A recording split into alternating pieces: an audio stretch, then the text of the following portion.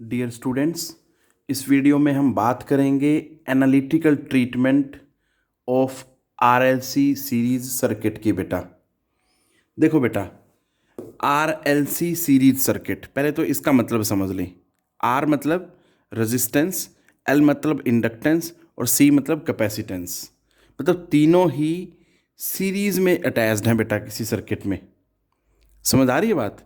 जब ये तीनों सीरीज में कनेक्टेड हैं उस टाइम पे हमें उसका एनालिटिकल ट्रीटमेंट डिस्कस करना है। मेनली हमें बेसिकली निकालना क्या है, we have to find out the phase difference between the resultant alternating EMF और करंट के बीच में बेटा निकालना है फेज डिफरेंस। और ये पता लगाना है कि क्या ईएमएफ लीड करता है करंट को या that lags behind the current. ये सब चीज़ें हमने देखनी है बेटा। तो सबसे पहले मैं सर्किट डायग्राम बनाता हूँ, फिर इसका मैथमेटिकल पार्ट स्टार्ट करते हैं। एकदम से क्लियर हो जाएगा बेटा, ध्यान से देखें बट इसे।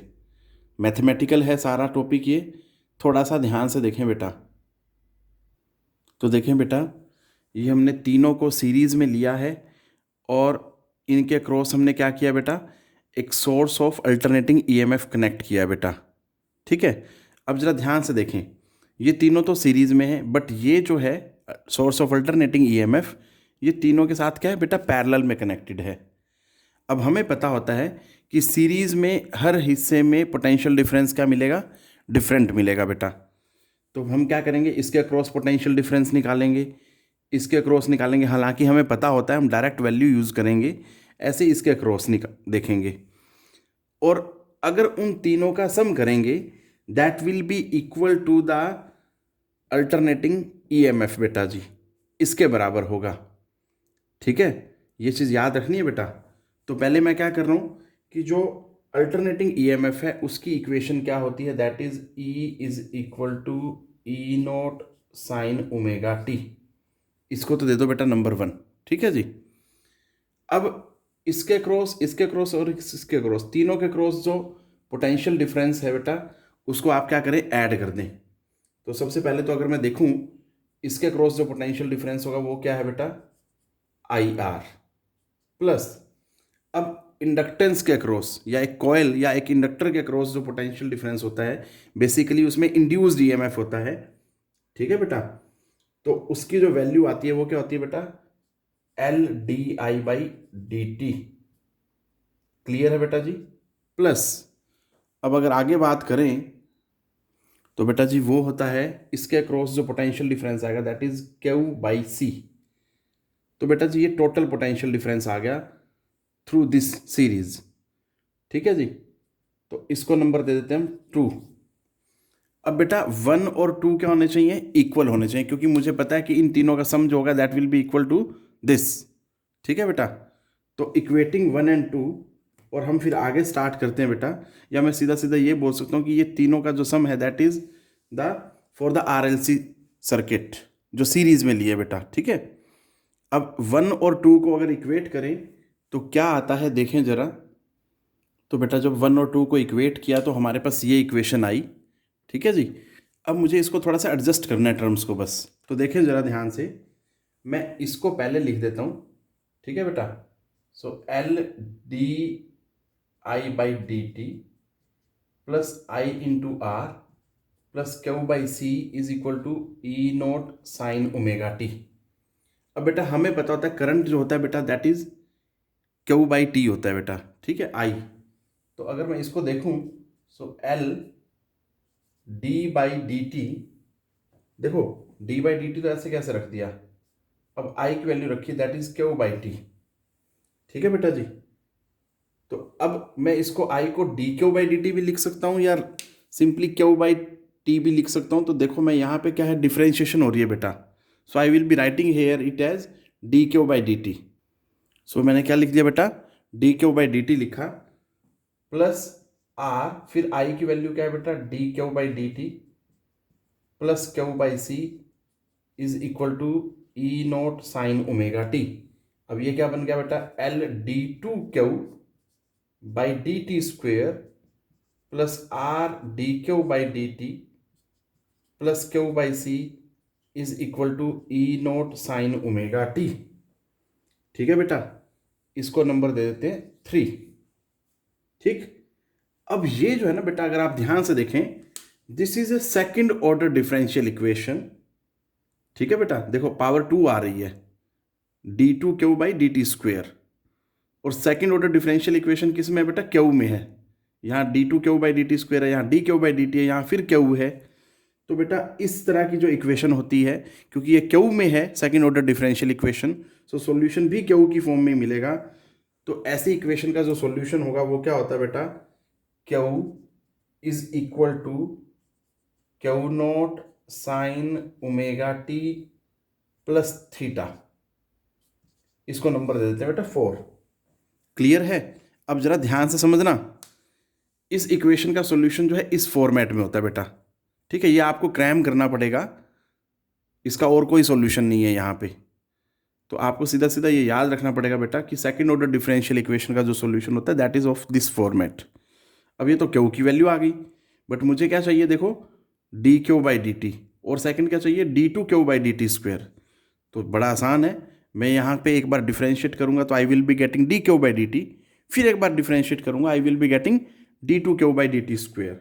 सो देखते हैं बेटा, पहले डिफरेंशिएट किया, सो dq/dt क्या आता है बेटा? देखें, सो क्यू नॉट, ऐसे कैसे, साइन, इसको माइंड में थीटा मान लो सारे को, तो साइन थीटा की क्या होती है बेटा? Cos theta. ठीक है, differentiation.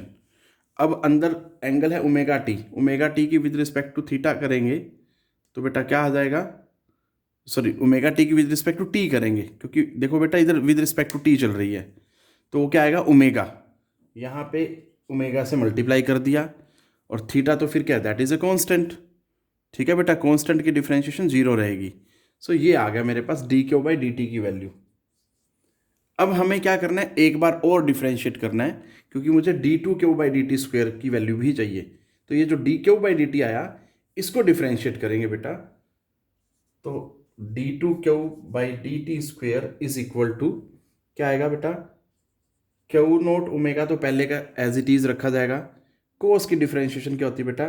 That is minus sine. ठीक है बेटा, और फिर अब ओमेगा टी की करेंगे विद रिस्पेक्ट टू टी, तो क्या आएगा? ओमेगा। तो एक ओमेगा और आ गया, तो ओमेगा इंटू ओमेगा क्या हो जाएगा बेटा? That becomes omega. थीटा की विद रिस्पेक्ट टू टी क्या होगी? 0 होगी बेटा, कॉन्स्टेंट है क्योंकि थीटा तो बेटा ये जो आ गया मेरे पास सिंप्लीफाई करके, that is minus q naught omega sine omega T plus theta. Clear है बेटा जी? अब इसको नंबर दे देते हैं हम 6। ये नंबर दे दिया हमने इसको 6। ठीक है बेटा, तो अब जरा ध्यान से सुने, यूजिंग इक्वेशन 4, 5, 6 इन 3 क्या आता है? जरा ध्यान से देखें बेटा, मैं दोबारा रिपीट कर रहा हूं, यूजिंग 4, 5, 6 इन 3। तो देखें, तो बेटा जब 4, 5, 6 को इक्वेशन नंबर 3 में यूज़ किया तो ये आ गया हमारे पास। ठीक है जी, अब इसको हमें सिंप्लीफाई करना है, तो ज़रा ध्यान से देखें बेटा, ये मैंने क्या किया? -L क्यू नॉट ओमेगा² बाहर ले आए और बाकी सब अंदर रख दिया बेटा। ज़रा ध्यान से देखें, यहाँ आ गया sine omega T plus theta बेटा। ठीक है जी, अब अगर आगे देखें तो ये क्या है? आर क्यू नॉट ओमेगा, अंदर क्या रह गया? कोस ओमेगा टी प्लस थीटा। और ऐसे ही यहाँ पे ये तो एज इट इज पहले से ही बाहर है बेटा, Q naught by C sine omega T plus theta is equal to E naught sine omega T. अब जरा थोड़ा सा ध्यान दें बेटा, हम क्या कर रहे हैं यहाँ पे? क्यू नॉट ओमेगा को थ्रो आउट कॉमन ले लें लेफ्ट साइड में से। ठीक है बेटा, क्यू नॉट ओमेगा, और हमें पता होता है जो चीज़ कॉमन लेते हैं उसी से हम क्या करते हैं बेटा? मल्टीप्लाई, और उसी से डिवाइड करते हैं एक तरह से। तो जब क्यू नॉट ओमेगा कॉमन लिया, उसके बाद हमें क्या करना है? पहले चलो देखो जरा, क्यू नॉट ओमेगा कॉमन ले लिया बेटा। अब कॉमन लेने का मतलब क्या? डिवाइड करना। ये बाहर ले लिया और इसको डिवाइड भी करना है सारे को। उसमें मैंने क्या किया, इस वाली टर्म को पहले ही लिख लिया बेटा, R cos omega T plus theta. ठीक है, कॉमन लिया था तो क्यू नॉट ओमेगा कॉमन लिया था, वो तो खत्म हो गया, यहाँ पे अकेला आर रह गया, minus omega L sine omega T plus theta. ठीक है बेटा, अब क्यू नॉट ओमेगा है बेटा जी, जरा ध्यान से समझना, क्यू नॉट से तो क्यू नॉट खत्म हो गया, ओमेगा रह गया यहाँ पे नीचे, तो ये आ गया बेटा 1/ओमेगा C sine omega T plus theta is equal to E naught sine omega T. अब जरा ध्यान से देखें बेटा, ये 1/ओमेगा सी होता है कैपेसिटेटिव रिएक्टेंस, एक्स सी लिखते हैं इसे, और ये ओमेगा एल होता है इंडक्टिव रिएक्टेंस, इसे एक्स एल लिखते हैं बेटा जी। तो क्या बन जाएगा, जरा ध्यान से देखें बेटा, Q not omega R cos omega T plus theta minus X L sine omega T plus theta plus X C sine omega T plus theta is equal to E naught sine omega T. ठीक है बेटा जी, अब जरा ध्यान से देखें, देखो ये sign omega T plus theta यहाँ भी और यहाँ भी है, तो दोनों में से कॉमन ले लूंगा तो एक्स सी माइनस एक्स सी आ जाएगा बेटा ब्रैकेट में। ठीक है बेटा, X C minus X L, तो बेटा जी क्या बन गया, जरा ध्यान से देखें, Q not omega R cos omega T plus theta. ठीक है जी, और इधर क्या आ जाएगा, plus X C minus X L sine omega T plus theta is equal to E naught sine omega T. Clear है बेटा जी? अब जरा ध्यान से देखें, यहां पे देखो एक्स सी माइनस एक्स आ रहा है, इट मीन्स एक्स सी की वैल्यू जो है ज़्यादा है देन एक्स एल बेटा। ठीक है, ये चीज़ ध्यान देनी है। जबकि अगर मैं फेजर ट्रीटमेंट देखता हूं तो उसमें एक्स एल माइनस एक्स सी आता है, तो थोड़ा सा आप डिफ्रेंशिएट करके चलेंगे चीज़ों को क्लियर करते हुए बेटा।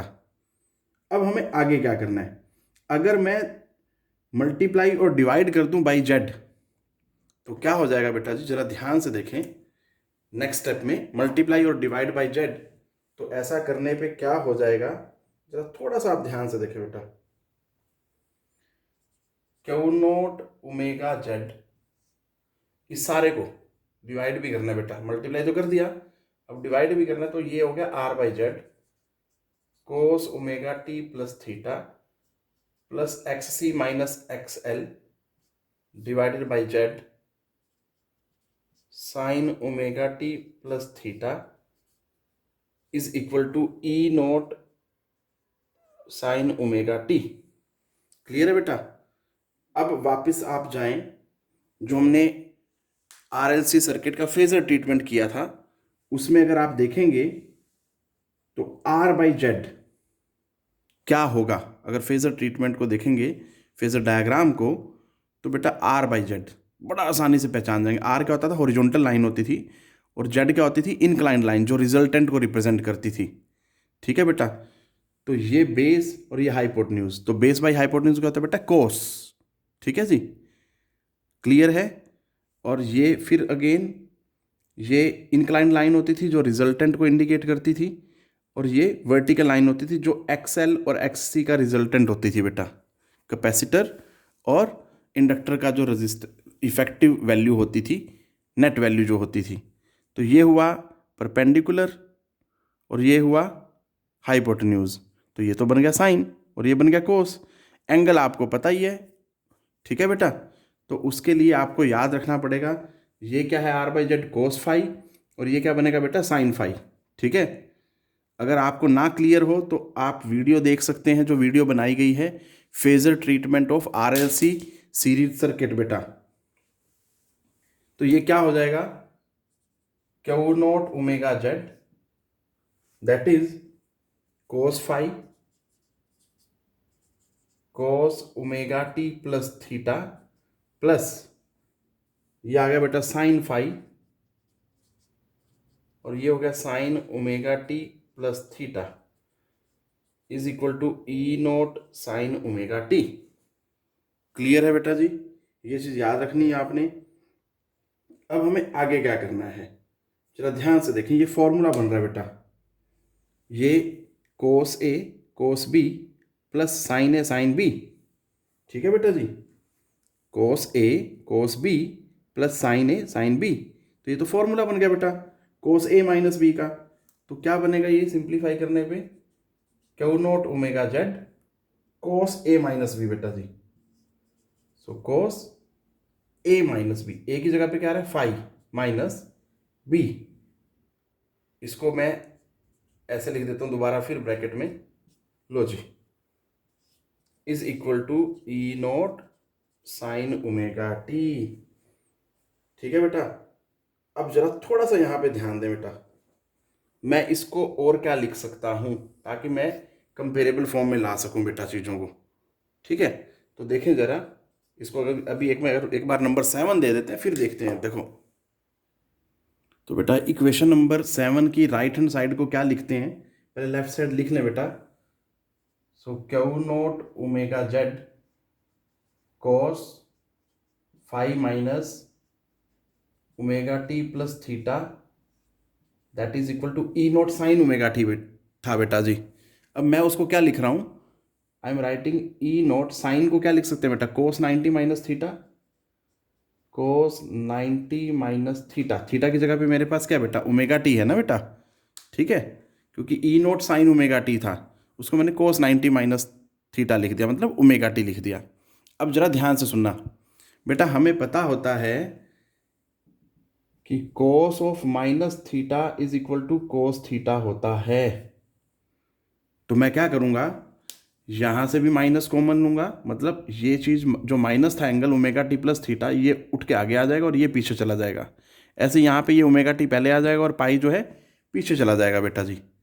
ठीक है, तो क्या आ जाता है, that is Q not omega Z cos omega T plus theta minus five, लो जी, is equal to E nought cos omega T minus pi by two. ठीक है बेटा जी, अब आप क्या करेंगे, इसको नंबर दे दो 8। ठीक है बेटा जी, अब दोनों साइड कंपेयर करो जरा, देखो ये भी कोस की फॉर्म में आ गया है सारा, और ये कोस से बाहर ये सारा जो है ये ऐसे इधर ये सारा, तो दोनों तरफ अगर आप कंपेयर करेंगे, पहले एम्पलीट्यूड्स को, ये maximum value of alternating EMF है बेटा, तो ये किसके बराबर आ रही है, अगर इसको आप देखें, सो दैट इज, मैं यहां लिख देता हूं कंपेयरिंग बोथ साइड्स, तो क्या मिल जाता है बेटा हमें, E naught is equal to Q not omega Z, but Z तो क्या होता है बेटा, इम्पीडेंस होता है, मतलब resistance offered by the RLC circuit. अब क्योंकि ये मैक्सिमम वैल्यू है, तो ये जेड भी क्या होता है, E nought by I nought होता है, that is the ratio of maximum alternating EMF to the maximum current. तो अगर मैं इसकी वैल्यू डालूंगा यहाँ पे, सो क्या आ जाता है बेटा जी, देखें जरा, Q not omega E nought by I not, E not से ई नॉट कट गया, सो आई नॉट की वैल्यू आ गई बेटा मैक्सिमम करंट की, that is Q not omega. ठीक है जी, ये बात आपने याद रखनी, इसको नंबर दे दिया मैंने 9। ठीक है बेटा, अब ऐसे ही अगर एंगल्स को कंपेयर करें, ये भी कोस और इसके साथ ये सारा एंगल, ऐसे ये कोस इसके साथ ये सारा एंगल है, तो बेटा जी क्या आता है देखें जरा, omega T plus theta minus five is omega T minus pi by to. Clear है बेटा, सो ओमेगा टी से ओमेगा टी कट गया, सो थीटा जो है वो क्या आ जाएगा, five minus pi by two. ठीक है, जिस भी फॉर्म में जरूरत हो, अगर मुझे फाइव की वैल्यू की जरूरत होगी तो पाई बाई टू उधर चला जाएगा, थीटा की जरूरत है तो इधर ले आओ, तो आपने इसको नंबर दे देना बेटा 10।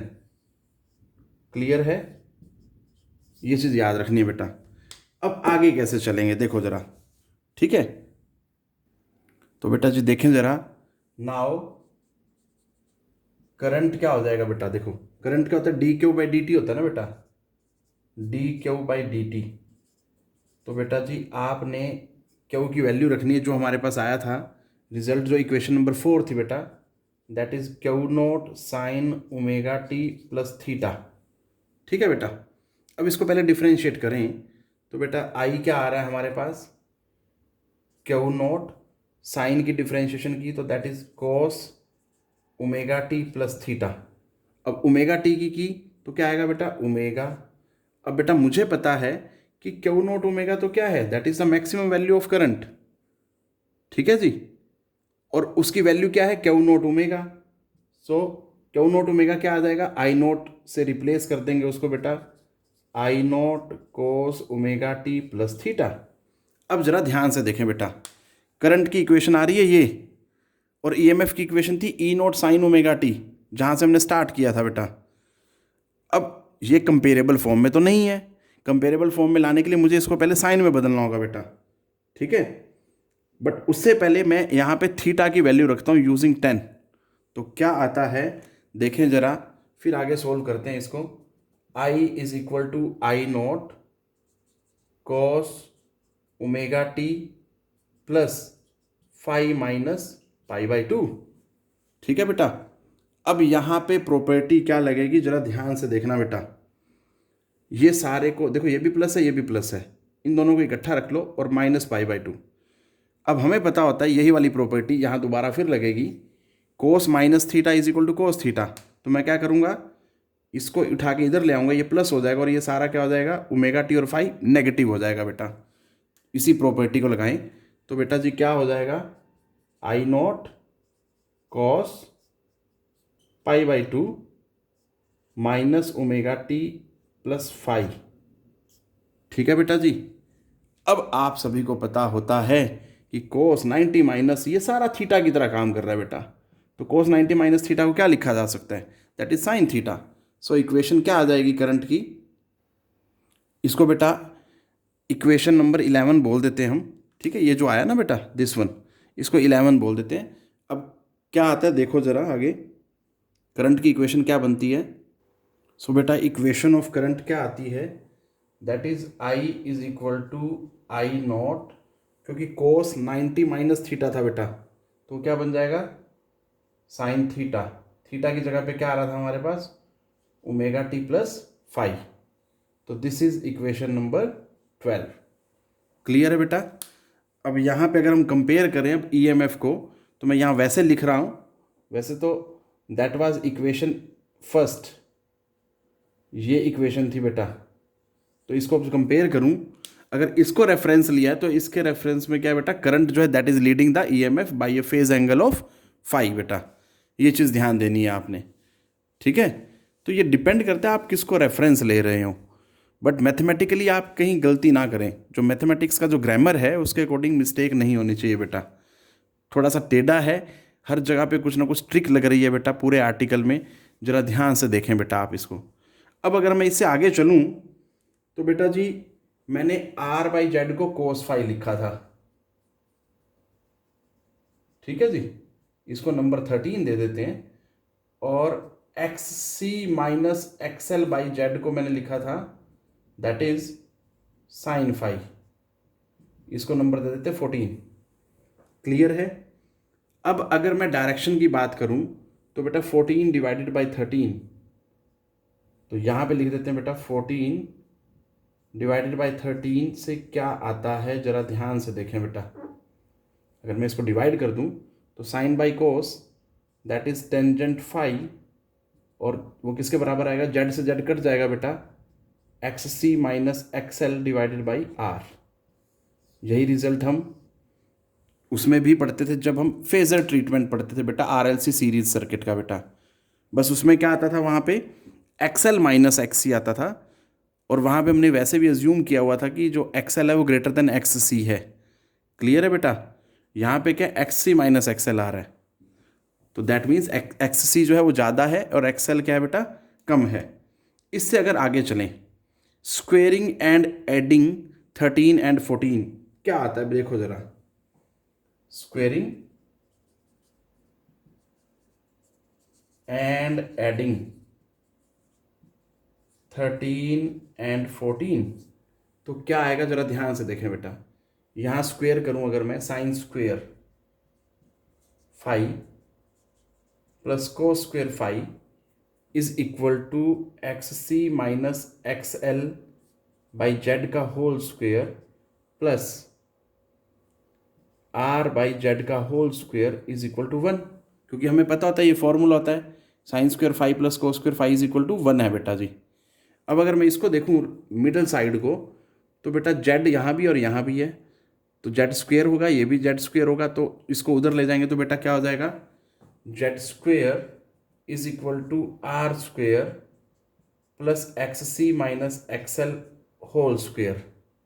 सो इसलिए जेड क्या आ जाएगा बेटा जी, स्क्वेयर हटाने के लिए क्या करना पड़ेगा, रूट करना पड़ेगा, और जेड का रिजल्ट क्या आ जाएगा, जो इम्पीडेंस होता है that is root R square plus X C minus X L का होल स्क्वेयर। ठीक है बेटा जी, और यही रिजल्ट हम फेजर ट्रीटमेंट में भी पढ़ते थे। द बेसिक डिफरेंस यहाँ पे क्या आ रहा है, just that is X C minus X L, और उसमें क्या होता था X L minus X C बेटा जी।